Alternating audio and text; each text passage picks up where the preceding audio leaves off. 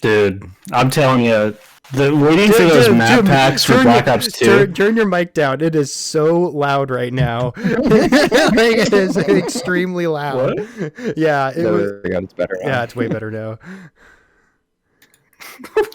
It's still pretty loud. It's still loud. How about that? Yeah, okay. Yeah. It's all good. No, don't worry. It was an accident. That was like, oh my god. All right, it's all good. Carter, what do you have as your number 4? You ready for this? Mm-hmm. My number 4 is Buried. Fantastic. No, and awesome. Oh. And I love Buried because, man, it just brings back so many good memories. It's just hard for me to grasp that was 10 years ago. Oh yeah. Mm-hmm.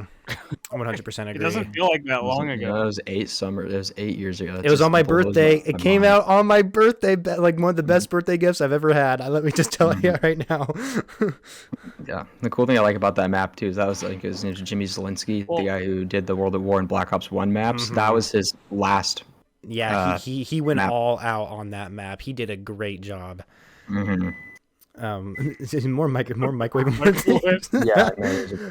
But you know that's actually so. Like my birthdays, I'm pretty lucky because my birthday usually lands on like a Friday. It might always land on a Friday actually. I don't know, but it seems like it's always like on a weekend or something that it falls on, and so I'm always able to sleep in on my birthday. But the thing is, back when that map came out, like of course I was like still relatively like a little kid back then.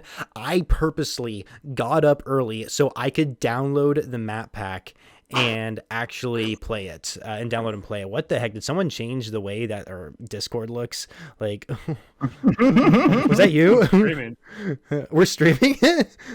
I'm streaming. Oh, you are? The game. Do the Discord so you can watch while we play. Oh, okay, cool. You know, actually, that was a thing I actually thought about. You know, in the future when I finally get my own place with good internet connection, I was thinking that I would just like do live streams of these podcasts and record them at the same time and upload them later. That'd be sick. Yeah, that was actually a plan I had to do. But so anyway, I guess it's time for me to do my number 4. But so I just need to say right now, I kind of screwed up on because like I said, I was cheating off my tier list. Well, I went into my YouTube video to look at it. Well, my YouTube video format was really stupid, and I wasn't looking at the S tier section. I was looking at the A tier section. But the Giant does. God. I mean, it does basically fall in the number 5 spot. I could probably replace it with Der Eisendrache or Buried, like we already talked about, or 9. I don't know. Anyway, I'll just go to number 4 here. So number 4, I'm gonna have to say it's Ancient Evil. Mm-hmm. I love Ancient Evil from Black Ops 4. It is by far the best Black Ops 4 map. Like, it's not a competition in my opinion. I am a huge sucker for Greek and Roman mythology. Like when I was like not even middle school, probably elementary school, I was really into the Percy Jackson books, and so learning about Greek mythology. And you're lucky, Tristan, because you were in that one class where you actually did like that whole Greek mythology type thing. My class didn't do that. I wasn't in that class, so I never got to learn about that stuff. I was so jealous. But I did read books about Greek mythology and stuff, and seeing how they incorporated that into zombies, I think they executed it so well. And it is such a shame that we are probably never going to see the Chaos story continue, because now what they're doing with Call of Duty, whether it's multiplayer, campaign, Warzone, or zombies, all of the storylines are connected now, and I don't really like how they're doing that, especially with zombies. I really like how unique it was compared to the rest of the multiplayer than the campaign. And Ancient Evil, and you know, it left you on a cliffhanger too. Like, you figured out that one person you're trying to help is Medusa, but I guess if you really paid attention, it wasn't really that shocking. But yeah, Medusa is really like the main bad guy in the Chaos story, and basically she's supposed to go to the Library of Alexandria, and I don't know what she's supposed to do, like take over the world or something. But I just think they executed Greek mythology and zombies. They mashed it together, and they did an excellent job with it. I've never seen, and that's one thing Treyarch has always done really good on, is they made zombies so unique compared to the stereotypical zombie games you normally see. Like normal stereotypical zombie movies and games is just like, oh, everyone's like dead and all you have to do to survive and kill all these zombies in like this zombie apocalypse world, where it's not really like that with Treyarch zombies. It's so much more to it, and I love how they've always handled it. And so yeah, anyway, Ancient Evil's number 4. Yeah, that's the thing. Yeah, I never put a whole lot of time into Black Ops 4 Zombies, but Ancient Evil was one of the DLCs that I did purchase and play, and I did really like it. It was a lot of fun. All But- right. One on that ship. I was Voyage of Despair. Voyage of Despair, That was yeah. on Black Ops 4, right? Yeah. Yeah, that's what. That's the Actually, no, I case. had the season pass because I had Alpha, Omega, and the last one as well. But yeah, so yeah, going into my number 4, I got Eisendrache. You know, it is one of the best Call of Duty zombie maps in my opinion, but just for me, it is a great value version of a better map, which is also on this list. Spoiler alert. But it is it's a great map. It was the first DLC for Black Ops 3. I was really excited about it. I really liked Shadows of Evil, excuse me, but it wasn't one of my favorites. And in a way, the first DLC was a big refresher, just some other stuff that I was also used to. And, you know, the bows were a lot of fun. I know a lot of people shit on the Void bow, but honestly, that was one of my favorites. That was the one time. It was when one of the crawl hardest to space- get too. Yeah, it's my favorite to get because that's the only time that I've liked the crawl space gobblegum, because there's that one spot after you collect all the skulls and whatnot, you have to go into that one little area and sacrifice like 6 crawlers. It was so easy to just get a horde of zombies and just use a crawl space. And they all turn Yeah, into I crawlers. cheesed my way doing the same method actually. So Yeah, that one's great. So yeah, I got Eisendrache as my number 4. cool. All right, Carter. So I guess we're down to number 3. Okay. My number 3 is gonna be the Giant / Derice. Ooh, Ooh, okay. Just because I am a sucker for old games, older games. Nostalgia. I don't know if it's this nostalgia of it or just I like learning about where we came from. Not that way. Not like that. yeah. But like from like a technology standpoint, like I am really interested in like old computers and old games. And I think Tristan, I taught you how to use DOS You sure did. at one point. MS DOS. You know what that is, Fisher? I don't think I do. Man, we used to be a proper country. Those were the days. What is Yeah, it? Rick. What is it though? You're not gonna explain it. Well, it's basically what they had on Microsoft computers before they made Windows. So it has like the blinking dot in the top left, and you have to Oh, that's what it's called. Okay, yeah, it's like Yeah. green, or type in. not. Maybe not necessarily green. Like I guess it's white technically. Black. Yeah, but okay, yeah, I know what you're talking about. But yeah, Cool. that's kind of where it stems from. But I'm thinking of doing like a review of the first Call of Duty multiplayer. Oh my God, do people even still play that? Yes, Be people cool. play it religiously. I played Call of Duty 2. Call of Duty 2 I have a lot of fun with, and I know people still play that, but I had never played the first one. I don't think I played the first or Call of third. Duty is so cool on multiplayer. And there's maps on Call of Duty World War II in that game, like they took from that. game. Yeah, like Karatan. That's a really popular map. Yeah. Yeah. So yeah. Yeah, and the cool thing with Call of Duty 2 wasn't that rated T for teen. Yep. Yeah, I remember that because I remember they would have teen nights whenever we were in middle school, and it was like every like Friday night or so we could all hang out in the elementary school cafeteria and just play video remember games or that. hang out. And I remember that Call of Duty 2. Friday Fun So Yeah, Friday Fun Night. Yeah. I have two stories. I should probably do this really quickly, but want to know how I got really into Call of Duty? So the year Modern Warfare, this was the Christmas that year the Modern Warfare 3 came out. That Christmas, my mom's side of the family does like this Christmas exchange thing where we basically pull names out of a hat, whatever. We give them a gift when we meet each other during Christmas. So anyway, one of the things I asked for was actually Call of Duty 3 because it was rated T, and at the time my parents didn't let me play rated M games, so I tried to cheese my way into playing Call of Duty by getting like a rated T version. But the person who chose my name, like I said, like they didn't really know I meant Call of Duty 3. They gave me Modern Warfare 3 instead, and my aunt and I had another aunt. I actually have a lot of aunts, but another relative of mine, she didn't need to give me a gift, but she knew I wanted Call of Duty. So so that same Christmas, not only did I get Modern Warfare 3 by accident, but I also got Call of Duty 4 Modern Warfare, like the same Christmas. Yeah. And so that's actually, and like pretty much since then, my parents realized that like, okay, these rated M games like really aren't that bad. And so, as they might have thought they were or something, but that is actually how I got into Call of Duty, was because of that mistake. Bro, your aunt deserves to be eaten out for 48 hours. Oh my god, dude! Not that one. Not that one. Oh my god. Oh god.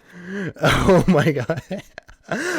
But no, the other story I was going to say, that teen night thing, I remember doing like this little basketball tournament, and I can't remember who was like on my team or whatever, but we ended up like made it to like the finals, or I don't know if it was something like that. We made it to like the finals, and it was basically us boys against like this girls team. I think it was like, yeah, I remember Shelby being on the team, but Shelby and Kylie's like the only two I can think on top of my head. But anyway, we beat them, and it wasn't like a time limit. It was like a score limit, like it's first to 20 points or something like that.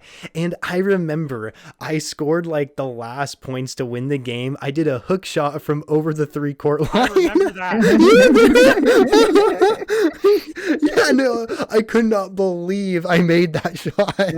I was there. Oh my god, I don't even remember that one. Team. Oh, we were okay. Who else was on our team? Was it like a 3-man team or something? I remember Paul was on it. Oh, was he? I can't remember much about it, but I could not believe I made that. That's amazing. Oh gosh. Anyway, we got top 3 maps now. Yeah, Okay. 3, yeah. A top 3, I'd have to say. So what did I say? So the Giant, Ancient Evil. I'm gonna say the next one is. Oh gosh. I'm gonna say Origins. I love Origins because I think it was the perfect zombie maps to end Black Ops 2 Zombies. Like, they went all out on it. I think it was Jason Blundell's first. No, Mob of the Dead was Jason Blundell's first, but Origins, it had like so much for you to offer to do. There was all these different, it was the first time they introduced like kind of the elemental weapons, where they had the staffs for you to go for, and there was a bunch of, obviously there was the main quest Easter egg. The Panzer was the first like kind of like special like big boss zombie that was pretty difficult to go up against. You had the giant robots that could step on you, and I'm sure everybody has died from getting stepped on by a robot. There was the stones you can use to collect souls, so that way you get like falcon punches or something. I don't remember what they called it back then. And it also was difficult. That is something that we don't see with zombies anymore. Origins was actually a difficult map, but presented to you so much. There's so much for you to do. The crazy place was also such a cool, colorful place to go to, and you had to go there to actually. Bro, I go there every day. Like, I'm schizophrenic. I live in one. You live in one. And I don't know. That map was. I mean, it was a literal banger. Like, a lot of people say that the map's overrated. It is not. It is like it was the best way they could have ended Black Ops 2 Zombies. And at the end of the Easter egg that you would complete, that was the first time we ever got an ending cutscene in Zombies. And one thing, I don't know if you guys knew this, and I still to this day, like in my theater mode, I have a saved clip that somebody shared on like the hub or something in the theater mode for in Black Ops 2 Zombies. And basically what it is, they beat the Origins Easter egg, and when you yourself manually end that clip, it plays the ending cutscene for you, even though you're just watching a theater mode clip. Like, I just thought that was like so cool. I don't know how many people know about that, but that's something I remember really well. Yeah, weren't the powerful punches, like the Falcon punches you were calling them, weren't they called the Thunder Fists? Thunder Fists, yeah, I think they were called Thunder Fists. I think Falcon Punch was like a popular term back then. You know what I mean? Yeah, Falcon Punch. Falcon Punch. But yeah, so top yeah, and then my number 3 is Mob of the Dead. So also like you said earlier, that was Jason Blundell's first map. I remember Transit left such a bad taste in my mouth. It's a map that I've grown more to over time, but even then I'm still not too fond of it. I love the concept. I feel like there's so much potential with that map. But that map, like I said, it just left such a bad taste in my mouth. And then same thing with Die Rise. You know, I couldn't stand that map at all. And then whenever DLC 2 comes out, it's Jason Blundell's taking control. That map just blew my fucking mind. I remember playing that obviously before Buried came out. And I remember playing with one of my buddies, and he was showing me like going into the afterlife and like getting the death machine out of the mystery box. and getting like the blood gat, and then getting all the parts for the acid gat and putting it in there, and like watching it shoot acid onto all these zombies. Mm-hmm. I remember seeing all this stuff and building all the parts for the plane and flying on the plane to the Golden Gate Bridge for the Pack-a-Punch, and then going against the Warden, and the Warden scared the shit out of me at the time. Mm-hmm. And Dude, still does. yeah, oh yeah, and then that map is just goat map. That's one of my favorite maps of all time. It's a map I will never turn down playing with anybody. It's just a blast to play. It's fun to play with people, and it's just, I can't say enough good things about that map. Couldn't agree more. All right, Carter, number 2. We're at 51 minutes, by the way, in this podcast. Okay. Are you rushing me? I don't know. I try to like not go much longer over an hour, because this does take a while. We should go over an hour though, just to go over our top 5 Christmas movies, since this is technically a Christmas episode. We don't have to go super in depth like the zombie maps. I feel like we should. I couldn't even tell you what my top 5 Christmas movies are, but anyway, we'll continue the zombie portion. So my number 2, my number 2 is Origins. Awesome. You can see a theme here. Yeah, we have pretty similar taste, all of us. Yeah. Well, it's actually funny because I guess I'll give an honorable mention, because this is actually my A tier list. In that video I made is Zombies in Spaceland. And that was a good map. It did not take itself seriously, and it was just so much fun to play. There's a lot of different things to do. All right, guys, see you later. Yeah. But do you have anything more to say about your number 2 choice? Yeah, we talked about Origins quite a bit. Yeah. Okay, fine. Okay, we'll go with my number 2. So my number 2 is Mob of the Dead. Okay, let's move on to Tristan. Yeah, Mob of the Dead, great. But building the plane, map. I will say this: Mob of the Dead, building the plane was so awesome. Going over to the Golden Gate Bridge to get to Pack-a-Punch, and I still remember how if you had the 3rd DLC map pack which had buried in it, it gave you the DLC Mark II ray gun that you could use on all the zombie maps. And I remember playing Mob of the Dead, and that Mob of the Dead had such a unique Pack-a-Punch camo, and I remember like taking a screenshot of the Mark II ray gun Pack-a-Punched on Mob of the Dead, because that's something you never saw people do. But yeah, anyway, Mob of the Dead, enough said. I mean, it's an amazing map. I've been there. They made it a real life place that I've been to. But yeah. Yeah, my number 2, I got Go Rod Crovy, or Kravi, however it's pronounced. I have always just called it Go Rod. Yeah, Go Rod. So that's the best Black Ops 3 Zombies map. My second favorite zombie map of all time. They added a fucking dragon. Like, what else could you ask for? But like, honestly, whenever I first saw the dragon, I was, you didn't like it? I really like. Oh yeah. It's a good map. Yeah. I remember like.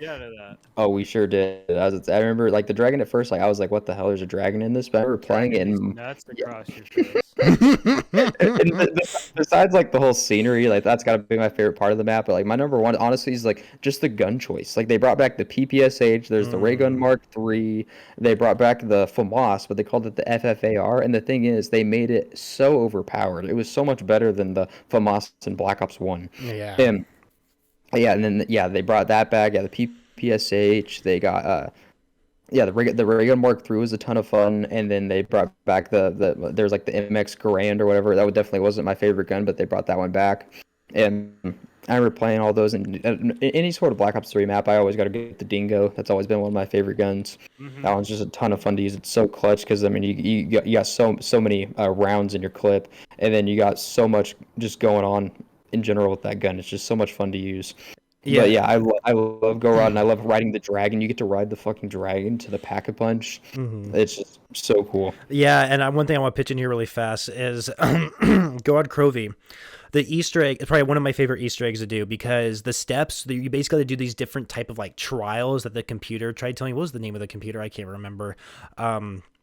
But anyway, like you would have to do these different trials, like basically like different to progress through the Easter egg, but they were always random, and I really like that part. But the boss fight was absolutely insane. I remember Evan, we did the Easter egg with him, and literally, who was it? It was me, Evan, Max, and I want to say Thomas. So me, Max, and Thomas all went down, and Evan clutched up and revived all of us during the boss fight. And what's crazy about the boss fight? Not only is Nikolai Nikolai and a robot trying to kill you, but there's an effing dragon trying to kill you, and you have to take out the dragon first, then take out Nikolai. Best boss fight, hands down, that we've ever seen in Call of Duty. I can't believe they don't continue something like that type of style. Fantastic cutscene as well.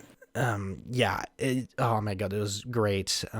But yeah, anyway, let's go ahead and move on to the number 1 spot for what your favorite zombies map. Carter, what is it? Let's hear it. You want to hear this? No, I don't. Let's just end it. Okay, guys, thank you so much for coming out. No, my number 1 is Mob of the Dead. Ooh. So you're kind of, pretty popular choice. That's definitely one of the best zombie maps ever.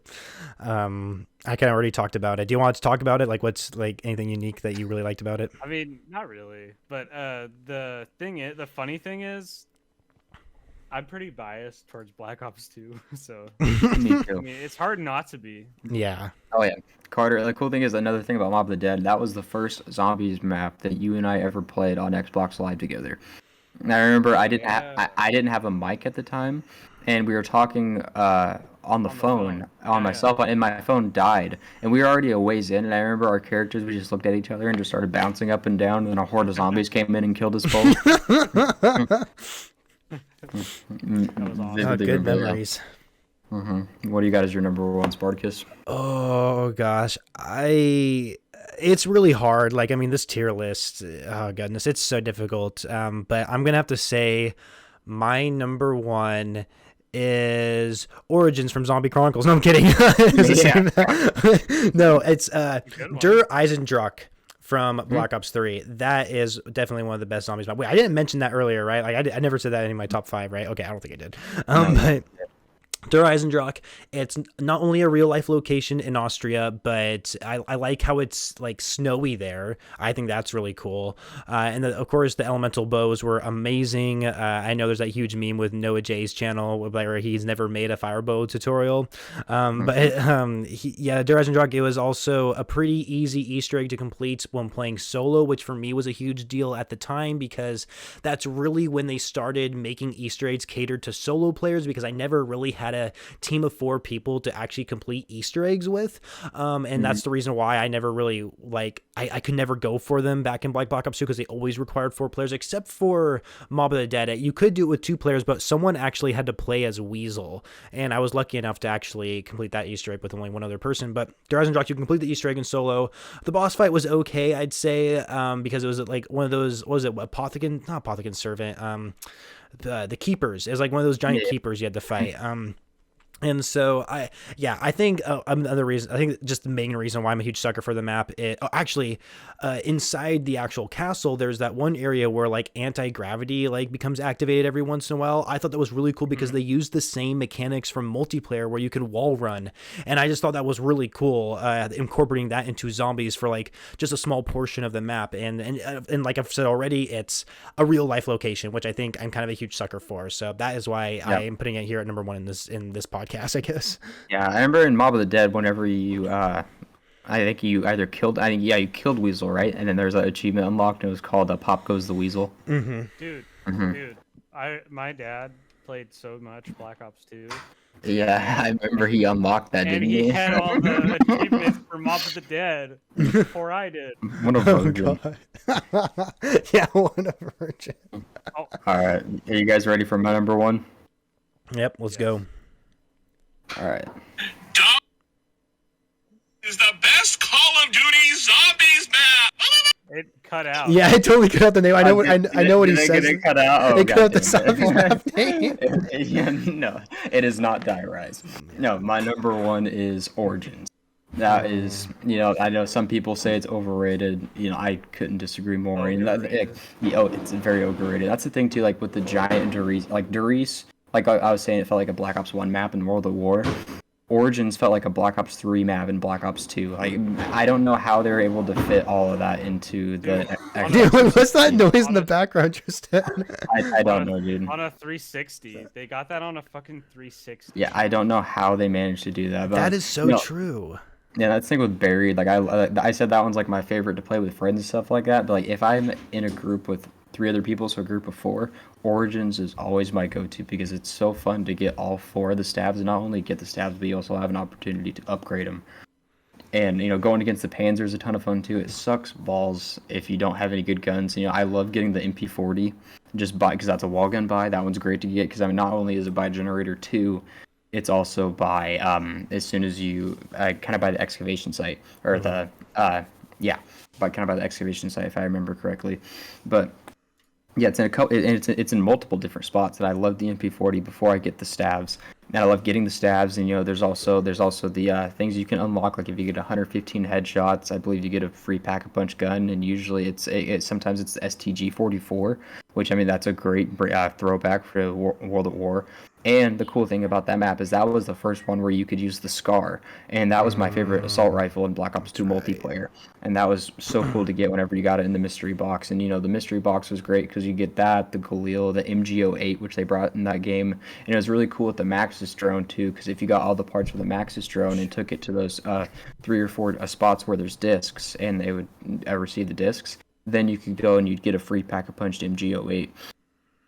And and everyone has like I was talking about, I always go for Void Bow and Eisendrache. I always go for the electric staff in Origins. I always get that, and then I know it by heart how to upgrade it. Same thing with the fire staff. But yeah, the electric staff was always my go-to, and I love that map, and I get such a sense of nostalgia from that one as well, because that was basically I don't think you could have ended Black Ops 2, especially the zombies, with a better map than Origins. It just ended it so well, and it was a great segue.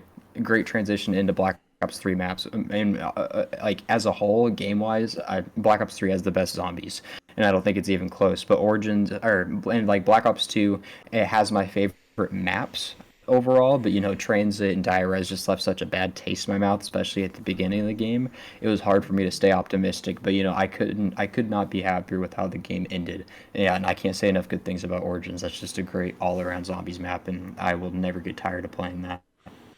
Yeah, I think we had a pretty solid, unique, different tier list or top 5 list. Obviously, I'm joking. We had pretty much the same maps in different orders, but either way, we're pretty much getting we're like pretty much already over an hour in this podcast. I guess we should quickly go over our top 5 Christmas movies since it is the holiday season, and of course, we all three of us celebrate Christmas. I'll say our top 5. Yeah, that's what I was thinking. Okay, I actually don't even have a top 5. I don't even think I can name 5 Christmas movies. Fisher doesn't believe in Christmas.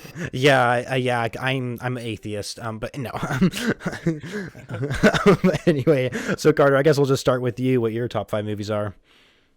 All right, coming in at number 5, we have the National Lampoon's Christmas Vacation. Mm-hmm. Good one. It's a great movie.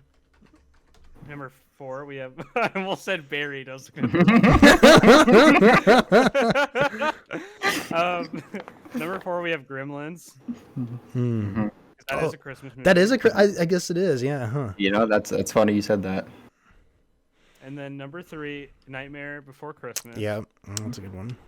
Even though it could be a Halloween movie too. Yeah. Good. Number 2 is Elf with Will Ferrell. Oh, I forgot about that one. Yeah. Mm-hmm. Number 1, Tristan, do you know what it is? I think I might know. I have a guess. Yeah, I'll let you say it. 8 Crazy Nights. Fantastic. You sound disappointed, Fisher. Oh no, I was wrong on my guess, but what were you gonna say? I was gonna say The Grinch Who Stole Christmas, but That's a good one too. Anyway, so my top 5. Oh my goodness, top 5 would be. I say number 5 would be Home Alone. Number 4, I'm gonna be honest with you guys, I looked up Christmas movies on Google, so I'm just trying to like glance through these. Edward Scissorhands is a Christmas movie? What? Okay. So yeah, anyway, Home Alone, number 5.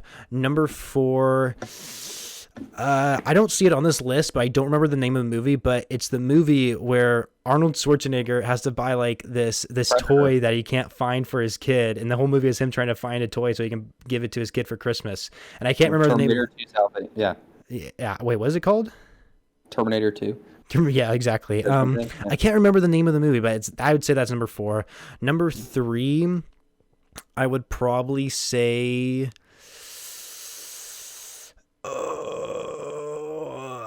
Oh my goodness! I'm gonna say Scrooged. That's the one with Bill Murray in it. I Yeah. kind of like that one. Actually, no, I'd say number 3 is A Christmas Story. I'm gonna have to say because I watched that all the time when I was a kid. Number 2, I would say is dude, I'm really bad at this. See, like I can't even do this. Oh goodness. Number 2. Okay, yeah, number 2 would be The Grinch Who Stole Christmas. I really enjoyed that one with Jim Carrey in it, not like the animated version with like what's his face, Benedict Cumberbatch.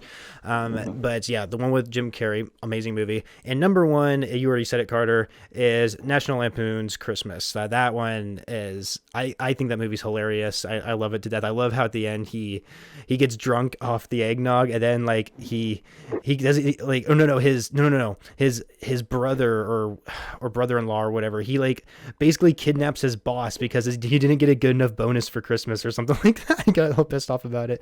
That was like a really memorable moment. But yeah, number 1 movie. I honestly thought your number 1 was gonna be Tyler Perry's Medea's. I didn't even see that on this list here. But yeah. So yep, those are my top 5. What about you, Tristan? A National Lampoon's Christmas Vacation is actually my honorable mention. I've only watched it a couple times. I remember last time I watched it was whenever I got diabetes in 2008. I was at Children's Hospital, and there was a little like video rental store in there where you could just pick any movie you want and take it up to your room and watch it for the night. And I picked that movie. They have an adult section. They sure did. But I remember watching all that, and I remember watching that a couple times whenever I was there. And then also one of my other honorable mentions is The Nightmare Before Christmas, just because there's that big debate if it's a Christmas movie or a Halloween movie. It's my number 1 Halloween movie, and then if you want to consider it a Christmas movie, it would definitely be on my list too. But I just decided to make it an honorable mention just to play it safe.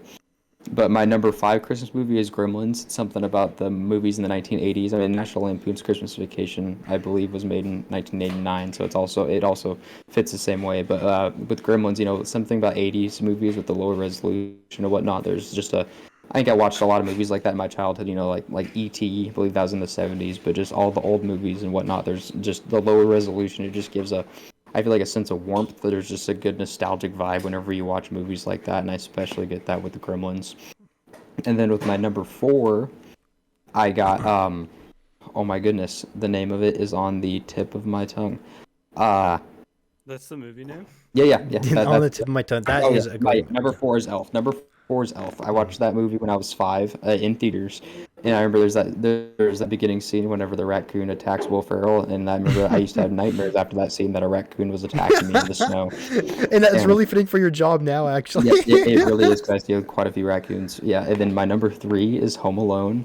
Great movie. And then my number 2 is Home Alone 2. It's the one time where I like the sequel better than the original. I just, and it's funny, there's that one part where you see Donald Trump for a second. And that part it cracks me up. Yeah, and then, it is kind of redundant because, like, at the beginning, Kevin gets sent up to the 3rd floor, and then his mom's like, remember what happened last Christmas? You don't want that to happen again. I'm like, oh, they're just rehashing shit. But overall, from start to finish, I liked it better than the original Home Alone, but I still love the original Home Alone. That's why I got the 2 ahead of the 1. And then my number 1, you guessed it, Carter, 8 Crazy Nights. I'm a sucker for funny movies, and it's also a musical. I like musicals, especially around Christmas time. And it has lots of bops, like Technical Foul. That one's one of my favorites. Can I tell you a fun fact really quick? Yeah, go for it. Do you know 8 Crazy Nights has a 12% on Rotten Tomatoes? What? Really? Yeah, it got really bad reviews. It doesn't deserve that. You want to know what's even more shocking? I have never seen that movie. You gotta watch it. It's a great movie. I'll watch on Christmas. We'll watch it together. Yeah. We do a live stream of us watching it all together. Yeah. Get it copyright. Cuddle and make hot cocoa. Yeah, exactly. Yeah, and that's another thing about 8 Crazy Nights. Carter actually showed me that movie, and it was in 2010. And I remember we watched that around Christmas time, and I've watched it every Christmas since then. We've watched it together every holiday since then. So it's been. Yep. It'll be 11 years this Christmas. So yeah, it's just getting old.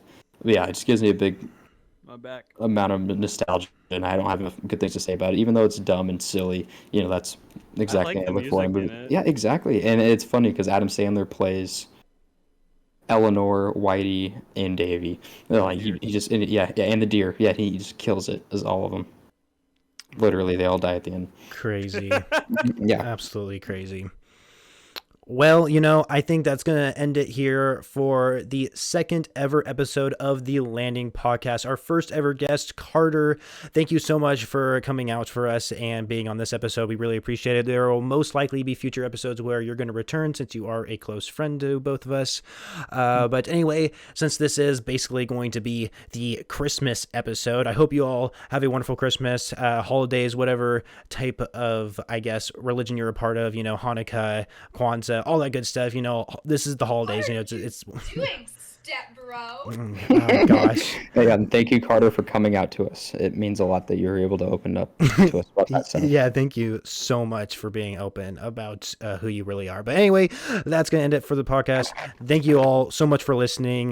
Make sure if you guys are liking this video, because of course this is going to obviously be uploaded that on. like button. Yeah, this is going to be uploaded on YouTube. And molest that subscribe button.